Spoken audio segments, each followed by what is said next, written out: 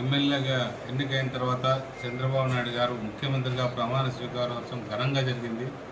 అతిరథ మహారథులందరూ కూడా మన దేశ అతిరథ మహారథులు కూడా రావడం జరిగింది. అందరూ కూడా చాలా ఎమోషనల్గా సంతోషాన్ని వెలువచ్చడం జరిగింది. ప్రజలు కూడా అంతే ఎమోషనల్గా ఉన్నారు. ఎందుకంటే మన అభివృద్ధికి పూర్తిగా వెనుకబడిపోయామని ప్రతి ఒక్కరూ గమనించారు.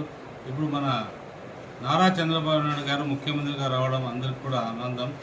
అది ఖచ్చితంగా మన ప్రాంతం అభివృద్ధి అవుతుందనే దానికి నిన్ననే నిదర్శనం. ఏదైతే మన 5 హామీలు ముఖ్యమంత్రిగా ప్రమాణ స్వీకారం చేసిన వెంటనే అమలు చేస్తానని చెప్పాడో ఆ 5 హామీలు కూడా అమలు చేయడం జరిగింది. అందులో భాగంగా కూడా అన్నా క్యాంటీన్కి సంబంధించి ఏదైతే ఉందో అది కూడా ఒక హామీలో 5 హామీలు అది కూడా ఒకటి. ఈరోజు ఇప్పుడే అక్కడికి విజిట్ కావడం జరిగింది.